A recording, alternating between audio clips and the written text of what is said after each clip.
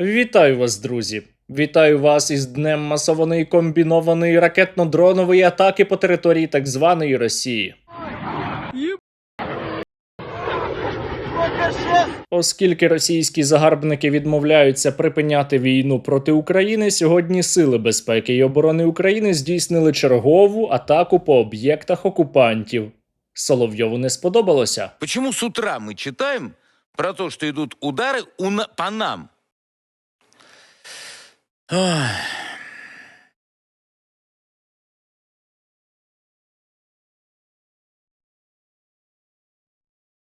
Ах. Ах. Взагалі, попередня доба для росіян минула, м'яко кажучи, не дуже. У Підмосков'ї учора вранці вибухнув автомобіль. Сегодня рано утром в Балашихе прогремел мощный взрыв. В густонаселенном микрорайоне Подмосковья сработало самодельное взрывное устройство. Водитель БМВ получил тяжелое осколочное ранение и погиб на месте. За попередніми даними, було ліквідовано начальника управління постачання ракет і боєприпасів ГРАУ Міноборони так званої Російської Федерації полковника або, можливо, генерал-лейтенанта Давидова. Але ця інформація потребує іще деякого уточнення. Потім у Москві ввечері був іще один вибух автівки. Це безобразие. Більше по-другому ніяк не назовеш. До речі, якраз учора голова ФСБ Бортніков проводив спеціальну нараду, на якій він обговорював, як треба протидіяти українським спецслужбам, які постійно підривають російських військових, у тому числі генералів, бо раніше таке завдання ставив Путін. ФСБ нужно повысить уровень защищенности должностных лиц Министерства обороны. Я маю таке припущення, що, можливо, ФСБ не дуже впоралася зі своєю роботою. І ще учора у Кизил-Юрті, це Дагестан, раптово, з незрозумілих причин і без українського впливу вибухнув газопровід. Дуже ефектно.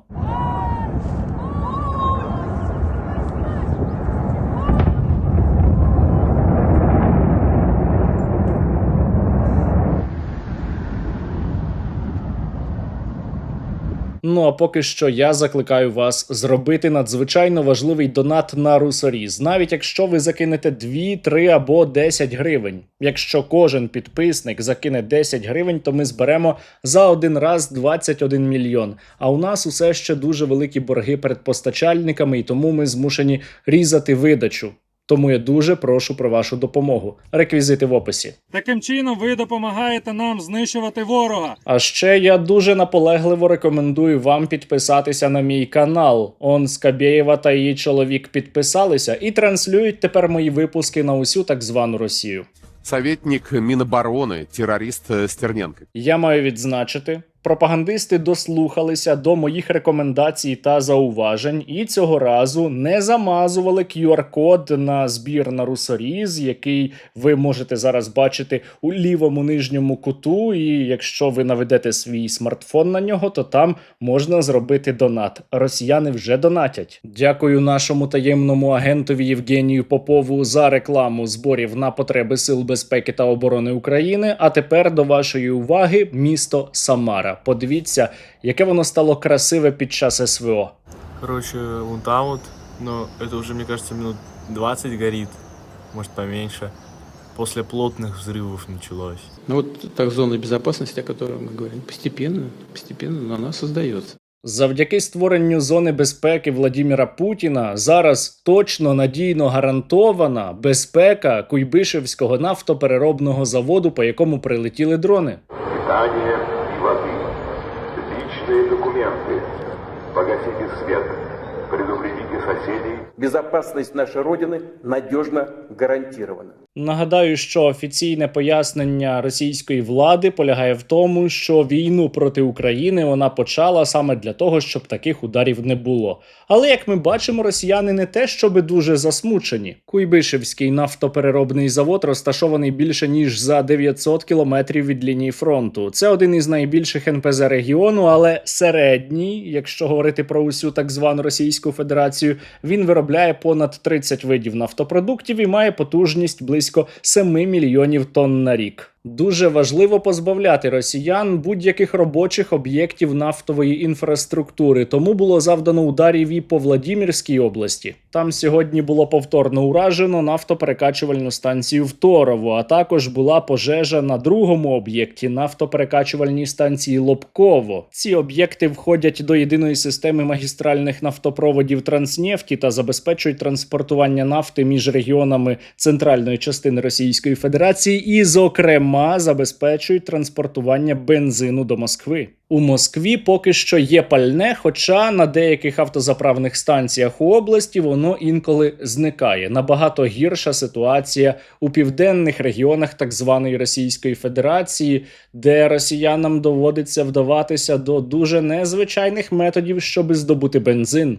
Ростов. Сейчас заехала на заправку, заехала на флеш. На флеше нет вообще никакого бензина.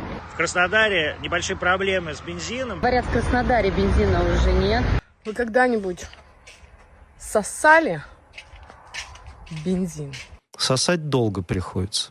Ну, зате це стабільність. Росіяни ж люблять стабільність. Стабільно погана ситуація у тимчасово окупованому Криму. Ну, собственно, в Крыму с топливом хреново.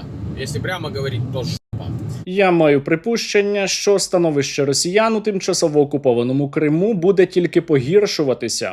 Тим паче, що українські дрони атакують іще й мости. Сьогодні тимчасово живий зрадник України Сальдо повідомив про одну із таких атак. А мешканці Криму закликають росіян не їздити на півострів, тому що там занадто небезпечно. Здесь каждый день объявлена воздушная тревога. Каждый день по несколько раз. По нескольку раз в день.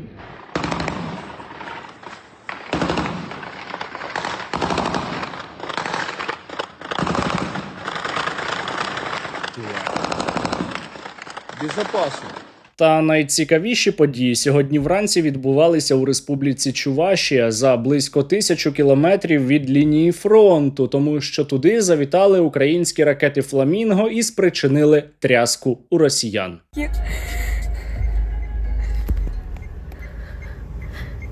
Пожалуйста, разворачивайся. Ракети атакували об'єкт, по якому раніше вже прилітало неодноразово, по заводу «ВНІІР Прогрес». І це красиво. О, Кать, это... Только что. Тут Бум. я такого даже не слышал никогда. Як ви можете бачити по цьому фото, адміністративна будівля заводу «ВНІІР Прогрес» у Чебоксарах припинила свою роботу щонайменше. Раніше, до речі, росіяни обкладали завод антидроновими сітками, але треба було ставити антиракетні. Про завод «ВНІІР Прогрес» у Чебоксарах я вже розповідав неодноразово, але, гадаю, не буде зайвим повторити.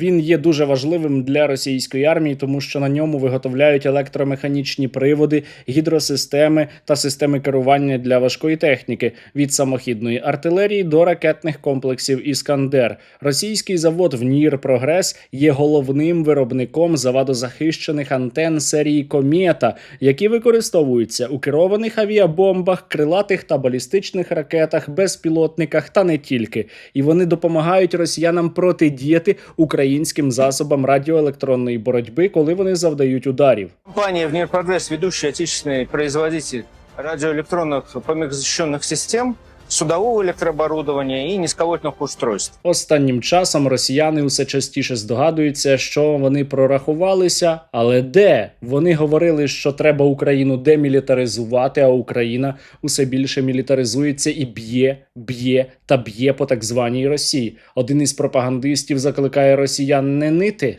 Пишут, все пропало, коричневые линии, красные линии, мы ничего не можем сбить, мы не можем то, не можем все и так далее. Вы что стонете-то, как малолетки? Та оцей заклик він мав би адресувати передусім до тимчасово живого пропагандиста Соловйова, який узявся із самого ранку дискредитувати Владимира Путіна. Просто интересно, на 5-й год войны кто-нибудь вообще собирается очнуться, организовать систему ПВО? В России имеется система противовоздушной обороны. Владімір Путін постійно розповідає, що у росіян немає проблем із ППО і дуже багато комплексів протиповітряної оборони, але Соловйов, напевно, йому не вірить, тому він просить звернутися по ППО до китайців або Північної Кореї. Ну, очевидное же решение. Позвоните китайским товарищам, позвоните корейским товарищам. У них есть системы ПВО. Оцей відірваний від реальності Деган настільки живе у своєму вигаданому світі, що одразу після того, як він отримає китайські комплекси ППО, він збирається язиком захопити Одесу та Миколаїв і ще Херсон. Питання тільки у тому, а чому ж росіяни із Херсона раніше тікали? К осени надо поставить задачу. Это слишком быстро, но тем не менее. Задача выйти к Одессе, к Николаеву. Забрати Херсон. Думаю, на це росіянам треба буде максимум 3 дні. Ну або 2-3 тижні. Щоправда, перед тим доведеться подолати кризу на фронті, про яку говорять самі росіяни. Ситуация на фронте, про то, что на фронте тупик, говорит каждый. Мы в сложной ситуации оказываемся вот сейчас, в 26 году. Російські мерзоти розпочали війну проти України і не очікували, що вони будуть отримувати у відповідь дуже болючі удари, які насправді будуть тільки наростати. Те, що зараз, це такі, знаєте, пробники. Російські дегенерати можуть усе це припинити, завершивши війну проти України, але вони не бажають, вони хочуть і далі страждати. І щоб страждань у росіян було значно більше, наші воїни завдяки вам за минулу добу отримали ще 102 нових FPV. Дякую за постійну допомогу.